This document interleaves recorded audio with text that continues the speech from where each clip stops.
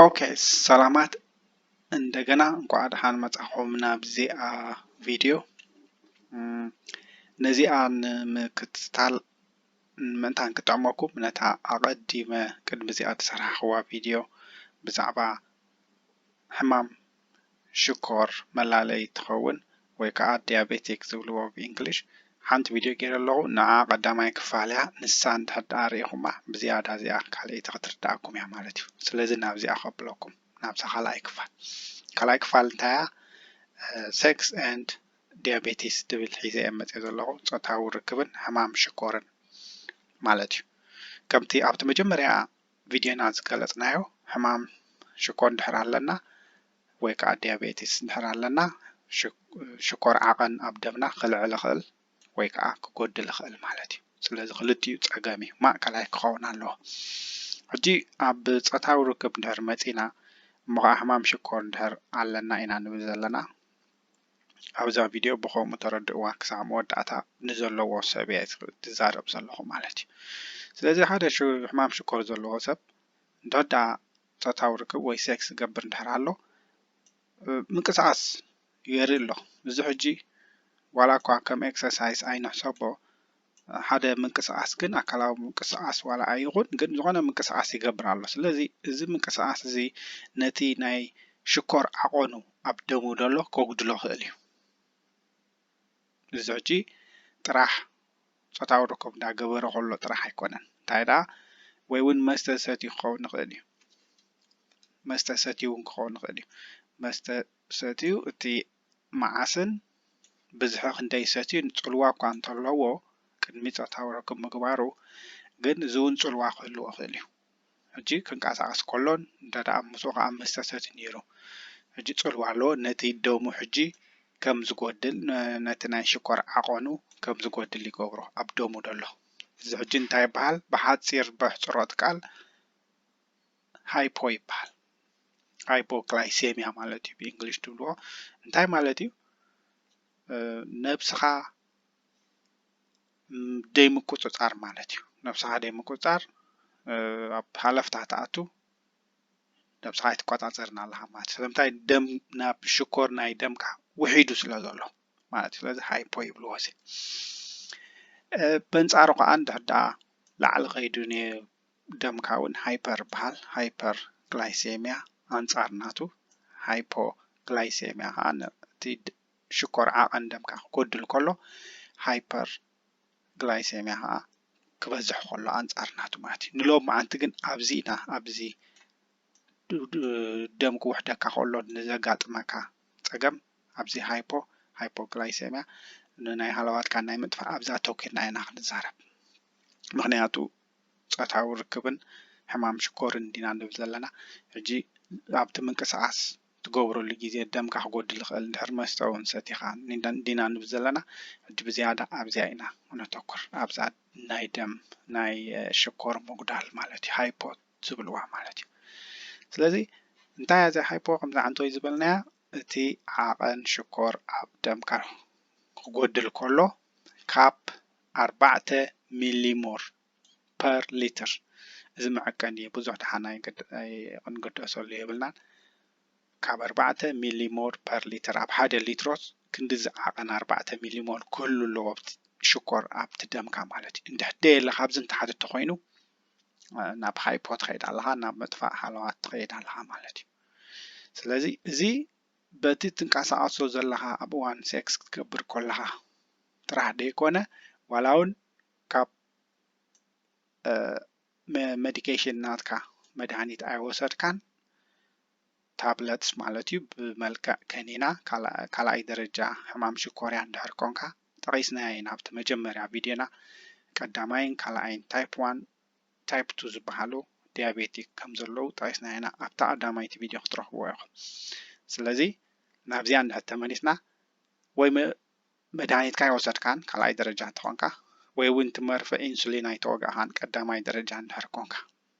ወይ እውን ምግቢ ኣይበላዕኻን እኹል ዝኾነ ነቲ ደምካ ናብ ንቡር ከምፅኦ ዝኽእል ናብ ኖርማል ኣይበላዕኻን ትንቀሳቀስ እውን ስለ ዘለኻ ሴክስ ትገብር ኣለኻ ኢና ንብል ዘለና ኣርእስትና ዘክርዋ ሴክስን ሕማም ሽኮርያ ንብለና ስለዚ ብዚኦም ሰለስቲኦም ወይ መድሃኒት ኣይወሰድካን ወይ ምግቢ ነት ሽኮርካ ናብ ኖርማል ዘብሎ ኣይበልዓኻን ኣለኻ ወይ እውን ትንቀሳቐሶ ዘለኻ ኣብ እዋን ፆታዊ ርክብ ነዚ ይፀልዎ ናብ ሃይፖ ትኸይድ ደምካ ይጎድል ካብ 4 ሚሊሞር ፐር ሊትር ይጎድል ስለዚ ሃይፖ ኮንካ ኣለኻ ሃልዋትካ ተጥፍእ ኣለኻ ማለት እዩ ስለዚ ኣብዚ እንታይ ትምልክቱ ኸ ናብ ከምኡ ገጽካ እንድሕር ትኸይድ ኣለኻ ኮንካ እንታይ ምልክቱ እንድሕር ኢልና ትምልክቱ ተንፈጥፈጥ ወይ ተንቀጥቀጥ ቀጥቀጥ ብለን ነብስኻ ክብለካ ራስ ትርህፅ ትፈርሕ ፍርሒ ስማዓካ ኢሪታብል ትኾን ማለት እዩ ወይ ከዓ አንክሸስ ትኾን ሕብሪ ናይ ገጽካ ይቀያየር ከንፈርካ ምዝራብ ኣቤካ ቲንግሊ ይኸውን ማለት እዩ ፊሊንግ ቲንግሊ ምዝራብ ኣቤካ ማለት እዩ ክትርኢ ከለኻ እውን ፅልግልግ ብለካ ጥሜት ስማዓካ ክትበኪ ትደሊ ብጣዕሚ ጭንቀት ስለ ዝገይርልካ ስለ ዘሎ ብጣዕሚ ድኻም ስማዓካ ሕማም ርእሲ ክሕዘካ ኽእል ካልኣይ ምስትውዓል ትብል lack of concentration ዝኾነ ንኽተስተውዕል ዘይግድሰካ ትኸውን ብጣዕሚ የፅልኣካ ሽዑ እንድሕር ኮይኑ ስምዒትካ ክጎድል እዩ ኣብ እዋን ፆታዊ ርክብ ክጎድል እዩ ማለት እዩ lack of concentration ተገዳስነት የብልካ ናብቲ ሴክስ ማለት እዩ ስለዚ ከምዚ እንድሕር ኮይኑ ዝምልክታት መኸዓ ፆታዊ ርክብ እንዳገበርካ እንድሕር ተራእይካ እንድሕር ቀዳማይ ደረጃ ኮንካ ሽዑ እዚ ኢንሱሊን ትበሃል ክትውጋእ ኢኻ ወጊእኻ ወይ ሽኮር ዘለዎ ዝኾነ ምግቢ ክትበልዕ ኢኻ ናብ ንቡር ንኽምለስቲ ናይ ዓቐን ናይ ሽኮር ናይ ደምካ ማለት እዩ እንድሕር ደኣ ካልኣይ ደረጃ ኮይኑ እቲ ናትካ ታብለትስ እውን ከምኡ ናይ ሽኮር ዘለዎ ዝኾነ ነገር ክትበልዕ ኢኻ ነቲ ሽኮርካ ሓፍ ከብሎ ምእንታ ምክንያቱ ጎዲሉ እዩ ዘሎ ዝምልክታት ዝለካ ኢና ንብል ዘለና እምበር መድሃኒት ጥራሕ ቀልጢፉ ናይ መልሶን እዩ ዝኾነ ሽኮራዊ ዘለዎ ክትበልዕ ኣለካ ቁርብ ሓፍ ከብሎ ነቲ ደምካ ማለት እዩ እዚ ከምዚ እንድሕር ኮይኑ ኣብቲ ሪሌሽንሽፕ ናትካ ሰበይትካ ድያ ገርልፍሬንድ ናትካ ድያ ዋትኤቨር ሽግር ኣምፃልካ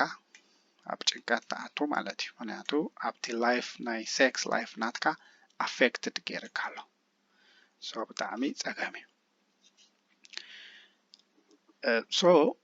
ከም ዝበልናዮ እንድሕር ደኣ ደምካ ልዒሉ ኸ እንታይ ፀገም ኣምፃልካ ከዓ ንብል ኢና ሕጂ ኣብዛ ዝሓለፈት ድሕር ትሒቱ ኢና ኢልና ኣብዚ ማለት እዩ ኣብዚ እንድሕር ትሒቱ ኢና ኢልና ሕጂ እዚ ከዓ እንድሕር ልዒሉ ኸ ክንብል ኢና ድሕር ልዒሉ ከዓ እንታይ ኣፌክት ይገብረልካ እቲ ደምካ ማለት እዩ ድሕር ልዒሉ ከዓ ነቶም ነርቭ ናትካ ንዖም ክፀልዎም እዩ ነቶም ናይ ስምዒትካ ሆርሞንስ እዮም ናይ ነርቭ ናትካ ናብ መልእኽቲ ዘበፃፅሑ ናብ ሓንጎልካ ንዖም ክፀልዎም እዩ ግቡእ ኣይሰርሑን እዮም ነቲ ናይ ቱቦታት ናይ ደምካ እውን ንዑ እውን ክፀልዎ እዩ ብዙሕ ሽኮር ስለ ዘሎ ኣብኡ ማለት እዩ እዚ ሕጂ እንታይ ይገብር እዚ ተደማሚሩ ሽዑኡ ነቲ ናይ ስምዒት ናይ ፆታዊ ስምዒትካ ዘለዉ ማለት እዩ ፆታዊ ስምዒትካ ንፈልጦ ኢና ነቲ ናይ ብልዕትኻ ናይ ወዲ ይኹን ናይ ጓል ንዑ ሽዑ ይፀልዎ ማለት እዩ ናይ ወዲ ብልዕቱ ይፀልዎ ናይ ጓል እውን ብልዕታ ይፀልዋ ስለምንታይ ደም ኣብኡ ስለ ሽኮር ይቕሬታ ኣይዘዋወርን ኣብ ደምካ ልዕል ሽኮር ስለ ዘሎ ልዕሊ ሽኮር ስለ ዝዘዋወር ዘሎ ኣብቲ ከባቢ ናይ ብልዕትኻ ማለት እዩ ነቲ ናይ ስምዒትካ ይፀልዎ ሽዑ ስምዒት ደይብልካ ትኸውን ወይ ስምዒትካ ጎድል ምፅእ ኢሉ ድሓር ይጠፍእ ምክንያቱ ልዒሉ ስለ ዘሎ እዚ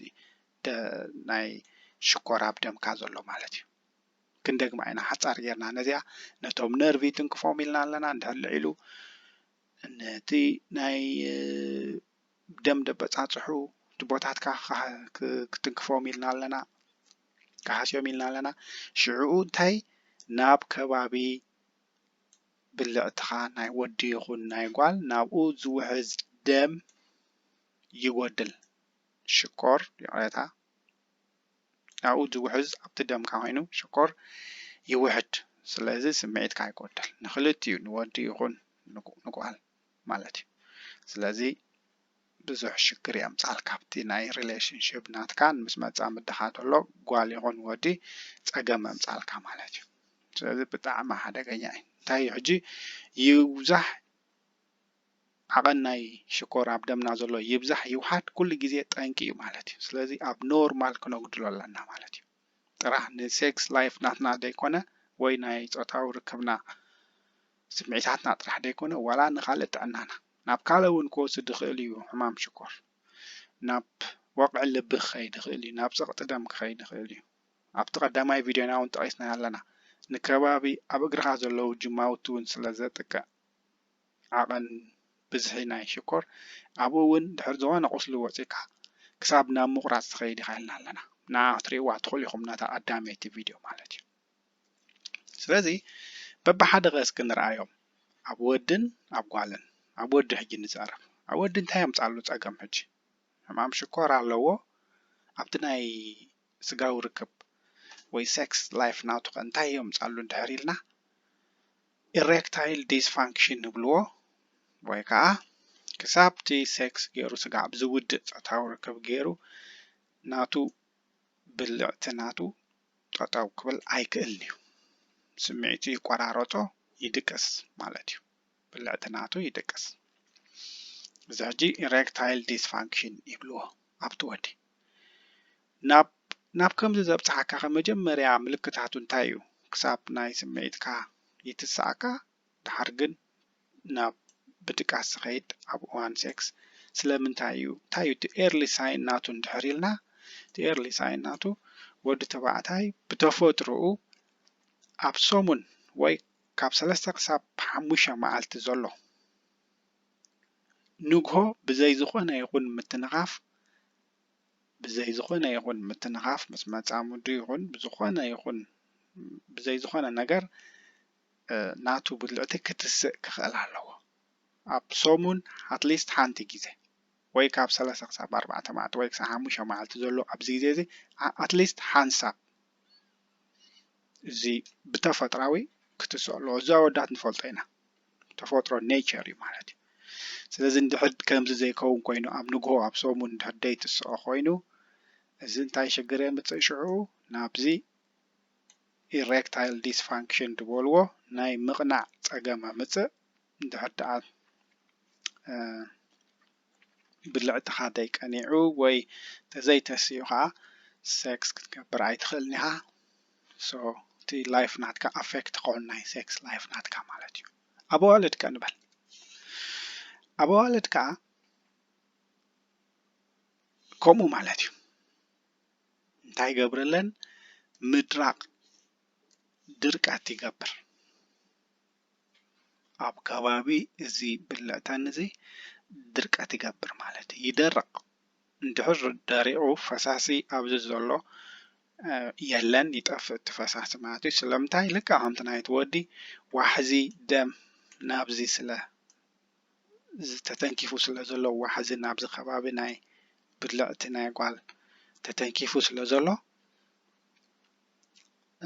እቲ ብልዕቲ ይነቅፅ ምክንያቱ እቲ ናይ ናብዚ ዝውሕዝ ደም ጎዲሉ ስለ ዘሎ ወይ በዚሑ ስለ ዘሎ ኣፌክት ይገብሮ ከም ኖርማል ሽዑ ብጣዕሚ ቃንዛ ገብረላ ኣብ እዋን ሴክስ ክትገብር ኮላ ማለት እዩ ቃንዛ ገብረላ ዲስኮምፎርት ስምዓ ኣይ ኢንጆይ ኣይትገብሮን እያ ሴክስ ወይ ትፆታዊ ርክብ ካብኡ ፀገም መፅእ ስለዚ ብጣዕሚ ሓደገኛ እዩ ንክልቲኡ ፆታ እዩ ዝትንክፎ ማለት እዩ ስለዚ ደም ናይ ነብስኻ ብዝተኻእለ መጠን ሽኮር ናይ ነብስኻ ይቕሬታ ናብ ኖርማል ክትመልሶ ኣለካ ሕማም ሽኮር ሃሊካ ኢና ንዛረብ ዘለና ናብ ኖርማል ክትመልሶ ክትክእል ኣለካ ማለት እዩ ህይወትካ ብዙሕ ስለ ዝትንክፈካ ሕጂ ካልእ እውን ረክሲ እውን ክትገብር ትኽእል ኢኻ ኢንፌክሽን በዞም ትራሽ ዝበሃሉ ባክቴርያ እዮም ትራሽ እውን ንብልዎ ነዚ ኣብዚ ቁስሊ ዝወፀካ በዞም ፋንጋል ኢንፌክሽን ባክቴርያ እዮም ከምዚ እውን ክትከውን ትኽእል ኢኻ ቁስሊ ክወፀካ ክእል እዩ ንወዲ እንድሕር ኮይኑ ኣብ ከባቢ እቲ ላዕለዋይ ቆርቦቱ ዘሎ ምናልባት ናይዚ ስእሊ ቅሬታ ዝደሓሸ እዩ ከማን ካብ ዝኸፍኡ ክትከውን ትኽእል ኢኻ ነቲ ተዓዛቢ ብዙሕ ፅቡቅ ስለ ዘይኮነ ቅልል ዝበለ ቁስሊ ዘለዎ ኣምፅዮ ብዚ ማለት እዩ ስለዚ ኣብ ናይ ወዲ ኣብዚ ላዕሊ ቆርቦቱ ናይ ብልዕቱ ማለት እዩ ቁስሊ ገብረሉ ዋላ ኣብዚ መንጎ እውን እዚ ኣብዚ መንጎ እውን ክንቀሳቀስ ከሎ ዋላ ዝኾነ ናብ ሸቃዲ ናብ ገለ ክኸይድ ከሎ ክንቀሳቀስ ከሎ እዚ ብጣዕሚ ይለጋገብ ስቲኪ ይኸውን ማለት እዩ ሶ ኣብዚ ተሓሓዝ ኢንፌክሽን ይፈጥር እቶም ባክቴርያ ኣብዚ ይባዝሑ ድሓር ብጣዕሚ የቕስልዎ ነዚ ከባቢ ማለት እዩ ናይ ጓል እውን ከምኡ ኣብ ናይ ጓል ኣንስተይቲ እውን ከምኡ ኣብዚ ከባቢ እዚ ቁስሊ ይገብር ፃዕዳ ፈሳሲ እውን ክወፅእ ይጅምር ኢንፌክሽን ይገብር ብጣዕሚ ሰሓ ኣለዎ ሰሓ ገብረላ ማለት እዩ ስለዚ ንክልቲኡ እዩ ዝፀውዱ ፃዕዳ ዝኾነ ፈሳሲ ንክልቲኡ ኣብ ናይ ወድን ኣብ ናይ ጓልን ይርአ ማለት እዩ ስለዚ ብጣዕሚ ሓደገኛ እዩ ሽኮር ምብዛሕን ምውሓድን ኣብ ደምካ ብጣዕሚ ክሳብ ናብ ኢንፌክሽን የብፅሓካ ሕማም ሽኮር እንድሕር ኣለካ ስለዚ ሓደገኛ ሕማም ስለ ዝኾነ ኩሉ ግዜ እቲ ዓቐን ሽኮር ናይ ደምና ኣብ ኖርማል ክነውርዶ ክንክእል ኣለና ማለት እዩ ካልእ እውን ናብ ኢንፌክሽን ናይ ሽንቲ እውን ክገብረልካ ክእል ዩሪነሪ ትራክ ኢንፌክሽን ይብልዎ ክሳብ ናይ ኩሊትካ እውን ከጥቅዖ ይኽእል እቲ ብላደር ናትካ ወይ ከዓ ሽንቲ ዝእክብ ከረጢት ንዑ እውን ይሃስዮ ማለት እዩ ስለዚ ኢንፌክሽን ይፈጥረልካ ኣብ ክልቲኡ ናይ ወዲ ይኹን ኣብ ናይ ጓል ማለት እዩ እዚ ዩሪነሪ ትራክ ኢንፌክሽን ሴክሹዋል ትራንስሚትድ ዲዚዝ ኣይኮነን እንታይ ማለት እዚ ካብ ሰብ ናብ ሰብ ዝመሓላለፍ ኣይኮነን ከምኡ ይኮነን እንታይ ደኣ ብሰንኪ እዚ ድበልናዮ ናይ ሕማም ሽኮር ፀገም ደም ዋሕዚ ስለ ዘየለ ኣብቲ ከባቢ እዩ እዚ ፀገም ዝመፀካ ኢልና ኣለና እዚ ፀገም እንድሕር ኣለካ ግን እሞ ከዓ ፆታዊ ርክብ ወይ ሴክስ ትገብር እንድሕር ኣለካ ኮንካ ግን እቶም ባክቴርያ ካብቲ ሓሚሙ ዘሎ ሰብ ናት ብዘይሓመመ ክኸዱ ይኽእሉ እዮም ከይዶም እውን ንዑ እውን ከጥቅዕዎ ይኽእሉ እዮም ካብ መጀመሪኡ ግን ሴክሹዋሊ ትራንስሚትድ ዲዚዝ ኣይኮነን ድመሓላለፍ ብስጋዊ ርክብ ካብ መጀመሪኡ ኣይኮነን እቲ ቀንዲ ጠንቁ እዚ እዩ እንድሕር ነቲ ሰብ ሒዝዎ ግን ነቲ ካልኣዩ ሴክስ ምስ ዝገብር ዘሎ ሰብ ግን እቶም ባክቴርያ ናብኡ ከይዶም ከጥቅዕዎ ይኽእሉ እዮም ነዚ ብላደር ድበልናዮ ነዚ ናይ ሽንቲ መአከቢ ኣብዚ ዘሎ ንዑ የጥቅዕዎ ክሳብ ናይ ምሻን ሽግር ከምፃእ ዝኽእል ዋላ ኩሊቱ እውን ክትንከፋ ክእላ ክልቲአን ኩሊቱ ማለት እዩ ስለዚ ብጣዕሚ ሓደገኛ ስለ ዝኾነ ዓቐን ናይ ሽኮር ደምና ሽኮር እንዳር ሓሚምና ኣብ ኩሉ ላይፍ ናትና ስለ ዝፀሉ ኣብ ናይ ሴክስ ድዩ ናብ ካልእ እውን ከስግረና ስለ ዝኽእል ናብ ካልእ ከቢድ ሕማማት ሽኮርያ ዘለዎ ሰብ መድሃኒቱን ዓቐን ናይ ሽኮር ኣብ ደሙ ዘሎ እንዳዓቀነን ፅቡቅ ምግቢ እንዳበልዐን ኤክሰርሳይዝ እንዳገበረን ክከናኸኖ ክኽእል ኣለዎ ማለት እዩ ስለዚ ንምክትታልኩም ብጣዕሚ የመስግን ንዘይፈልጡ ሰብ ኣካፍልዎም ብዙሕ ደይፈልጥ ሰብ ኣሎ ንሕና ዋላ እንድሕር ንፈልጥ ኮይና ደይፈልጥ ሰብ ኣሎ ኣካፍልዎ ብጣዕሚ ደመስግነኩም ቀፃሊ እውን ኣብዚ ቻነል እዚ ንጥዕና ዝምልከት ፖስት ዝገብር ፎሎው ድሕር ጌርኩሞ ፅቡቅ ይቀኒለይ